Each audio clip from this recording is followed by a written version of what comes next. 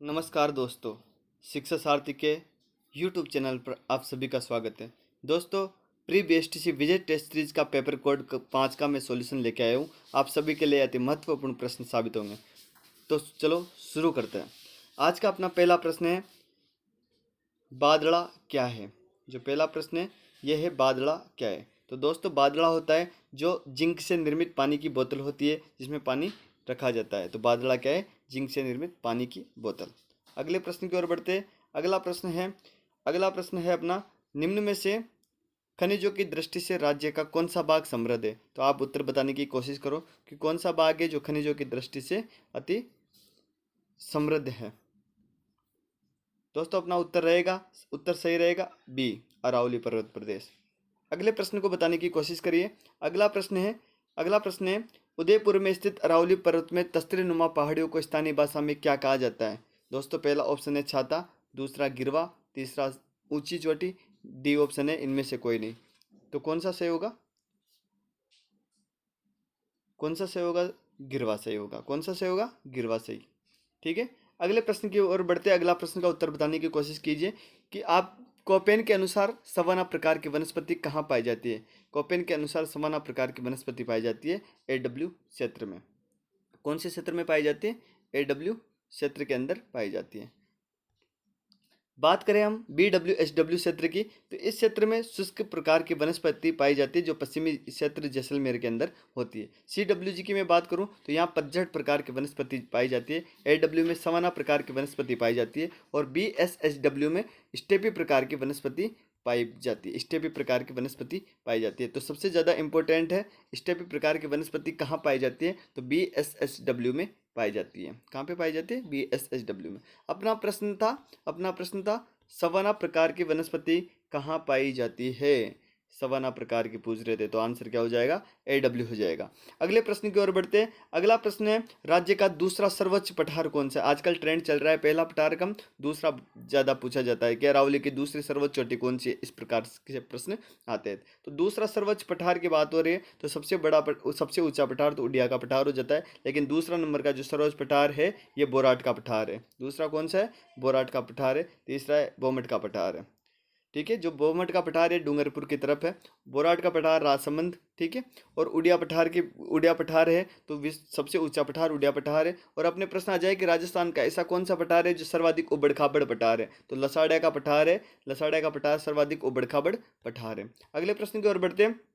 अगला प्रश्न है, अर्धचंद्राकार पहाड़ियाँ पाई जाती है। दोस्तों, अर्धचंद्राकार पहाड़ी श्रृंखला की मैं बात करूं तो ये बूंदी के अंदर पाई जाती है। अजमेर में कौन सी पहाड़ी है? नाग पहाड़ी अजमेर के अंदर है। ठीक है, अगले प्रश्न की ओर बढ़ते हैं। उत्तरी अरावली की सर्वोच्च चोटी कौन सी है। दोस्तों, अरावली की सर्वोच्च चोटी पूछते अगर तो गुरु शिखर उत्तर होता, लेकिन अपने का क्या पूछा गया? उत्तरी अरावली की सर्वोच्च चोटी, और उत्तरी अरावली की सर्वोच्च चोटी है रघुनाथगढ़। कौन सी है? रघुनाथगढ़। अपना कौन सा उत्तर हो जाएगा? राइट, डी राइट हो जाएगा। दोस्तों, अगर अगर इनमें से आप भी क्वेश्चन बेटर करते हो, लगभग 80% क्वेश्चन सही करते हो, तो आपकी तैयारी बेहतरीन है। तो अगले प्रश्न की ओर बढ़ते हैं। अगला प्रश्न है, राजस्थान का देशांतरी विस्तार कहाँ तक है। तो देशांतर विस्तार कौन सा है? 69 डिग्री 30 से 87। तो ये तो नहीं है। 69 डिग्री से ये भी नहीं है। 69 डिग्री 30 to 78 डिग्री 17 पूर्व बिल्कुल सही आंसर है। कौन सा है इस प्रकार का सही आंसर? या तो पूर्व से पश्चिम में पूछ लेते, या उत्तर से दक्षिण में पूछ लेते, या फिर इनकी लंबाई पूछ लेते। राजस्थान से पूर्व से पश्चिम की लंबाई क्या है, उत्तर से दक्षिण की लंबाई क्या है। या इस प्रकार से प्रश्न पूछते हैं कि पूर्व से पश्चिम और उत्तर से दक्षिण की लंबाई का अंतर क्या होगा। ठीक है, इस प्रकार के प्रश्न पूछे जाते हैं। दोस्तों, अगले प्रश्न है, भारत में राजस्थान की भौगोलिक स्थिति क्या है। भारत के आधार पर पूछा जाता है। एक विश्व के आधार पर पूछा जाता है, और एक एशिया के आधार पर पूछा जाता है। दोस्तों, भारत के आधार पर पूछा जाए अगर, तो भारत की स्थिति कौन सी? भारत के आधार पर राजस्थान की स्थिति किधर है? दोस्तों, यह है भारत के आधार पर है उत्तर पश्चिम। कौन सी है? उत्तर पश्चिम। एक मैंने ट्रिक बताई थी वीना की, VINA।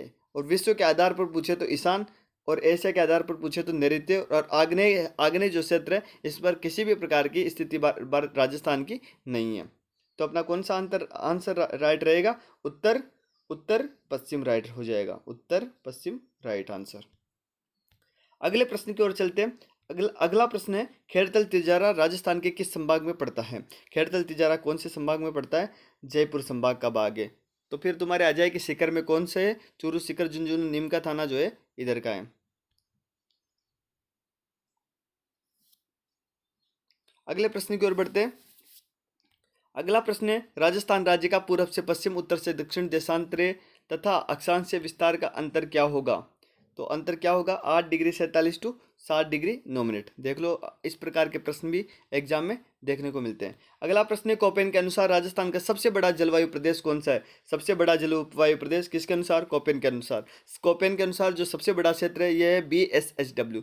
सबसे बड़ा क्षेत्र कौन सा? BSHW। जो पश्चिम में है जैसलमेर में, ये कौन सा है? BWHW प्रदेश। और हाडोती प्रदेश है, ये किस में आता है? AW प्रदेश में आता है। और अरावली प्रदेश किस में आता है? CWG में आता है।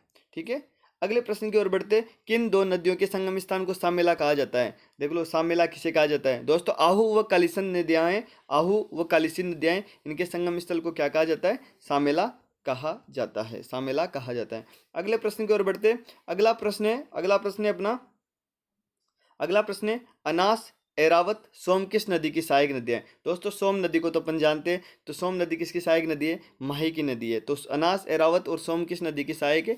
और माही नदी की सहायक है। और माही नदी कहाँ पर गिरती है? अरब सागर में जाकर माही नदी गिरती है। माही नदी की मैं बात कर दूं, माही नदी की, तो कर्क रेखा को 2 बार पार करने वाली नदी कौन सी है? माही नदी है। कर्क रेखा को पार करने वाली कौन सी है? माही नदी है। माही नदी के यहाँ पे एक त्रिवेणी संगम भी है। सोम, कौन कौन सी नदियों का त्रिवेणी संगम है? सोम, एक तो सोम है, एक माही है, माही है, और एक जाखम है। सोम, माही, जाखम नदियों का त्रिवेणी संगम नवा टापरा डूंगरपुर के अंदर है, जहाँ पे क्या बना हुआ? वेणेश्वर धाम, वेणेश्वर धाम है, जहाँ पे एकमात्र खंडी शिवलिंग की पूजा की जाती है और आदिवासियों का कुंभ कहलाता है। अगले प्रश्न की ओर बढ़ते हैं। अगला प्रश्न है, राजस्थान में किस जिले में सेवण घास विस्तृत रूप से उगती है? सेवण घास की मैं बात करूँ तो गोडावण की शरण स्थली, और ये जैसलमेर के अंदर पाई जाती है। अगले प्रश्न की ओर बढ़ते हैं दोस्तों, राजस्थान में मरुस्थल का कारण निम्न में से कौन सा नहीं है? ये एक बार पूछा गया था। वनोन्मूलन के कारण मरुस्थल होता है, अतिचारण भी है, अनुचित ये भी है, शहरीकरण इसका कारण नहीं है। तो कौन सा आंसर राइट हो जाएगा? शहरीकरण राइट हो जाएगा। अगले प्रश्न की ओर बढ़ते हैं, राजस्थान में संभागीय व्यवस्था को किसने पुनः प्रारंभ किया था? दोस्तों संभागीय व्यवस्था की मैं बात करूं, सबसे पहले प्रारंभ हुई थी, उसके बाद में इसको बंद कर दिया गया था, फिर बाद में पुनः शुरू वापस से शुरू कर दिया गया था, वापस से शुरू कर दिया गया था। दोस्तों जो प्रारंभ करा था संभागीय व्यवस्था को, ये हीरा लाल शास्त्री ने करा था।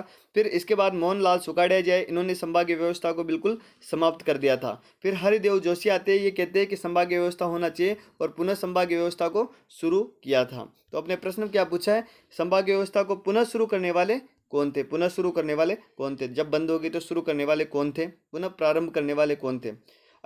तो पुनः प्रारंभ करने वाले थे हरिदेव जोशी। अगर पूछ लेता आपने से कि संभागीय व्यवस्था को प्रारंभ करने वाले कौन थे, तो हीरालाल शास्त्री थे। संभागीय व्यवस्था को बंद करने वाले कौन थे? मोहनलाल सुखाड़िया थे। तो अपना कौन सा आंसर राइट हो जाएगा? पुनः शुरू करने वालों के लिए हरिदेव जोशी।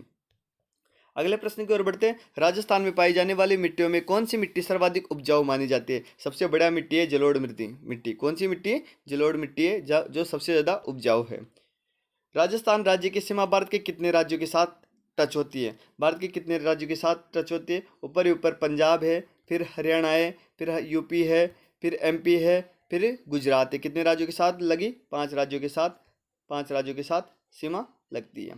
दोस्तों आप बताइए, अंतर्राष्ट्रीय जो बॉर्डर है ये कितने जिलों के साथ सीमा लगती है? कितने जिलों के साथ सीमा लगती है? ठीक है दोस्तों, कैसा लगा आज का पेपर कमेंट करके जरूर बताएं। और अगले प्रश्न की ओर बढ़ते हैं। अगला प्रश्न है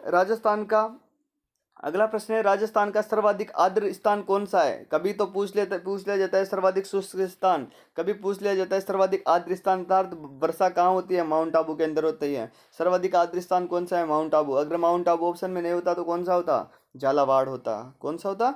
झालावाड़ होता।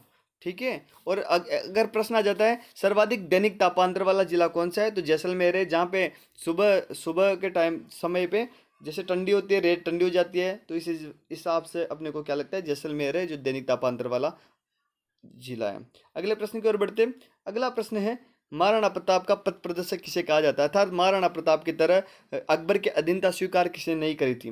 दोस्तों जोधपुर के राव चंद्रसेन थे, इन्होंने महाराणा प्रताप की तरह कार्य करा और अकबर की अधीनता स्वीकार नहीं की, इसलिए महाराणा प्रताप का पथ प्रदर्शक किसे कहा जाता है, राव चंद्रसेन को कहा जाता है। और इनके उपनाम की मैं बात करूं तो इनको कहा जाता है मारवाड़ का बुला बिसरा राजा। क्या कहा जाता है, मारवाड़ का बुला बिसरा राजा है, किसे कहा जाता है, राव चंद्रसेन को कहा जाता है। दोस्तों अगले प्रश्न की ओर बढ़ते हैं। अगला प्रश्न है, रेगिस्तान का जलमहल किसे कहा जाता है। दोस्तों जलमहल है बाटाड़ू का कुआं। और अब अपने आ जाता है थार का गड़ा किसे कहा जाता है, तो चांदन नलकूप। इसको तो क्या कहा जाता है, इसको तो कहा जाता है थार का गड़ा, इसको कहा जाता है बाटाड़ू को कहा जाता है जलमहल।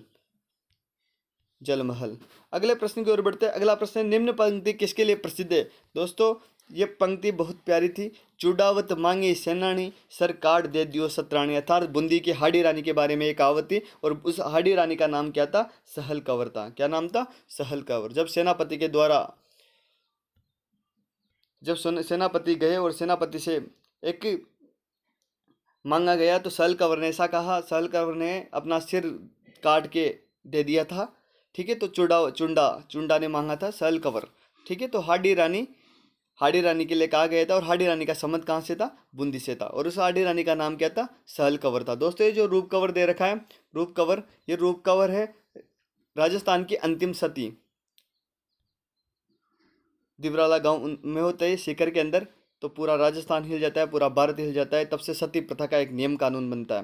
दोस्तों अगले प्रश्न की ओर बढ़ते हैं। अगला प्रश्न निम्न में से सही सम्मिलित नहीं है। कौन सा सही सम्मिलित नहीं, उपनाम से संबंधित प्रश्न है। बांसवाड़ा को क्या कहा जाता है, 100 द्वीपों का शहर कहा जाता है।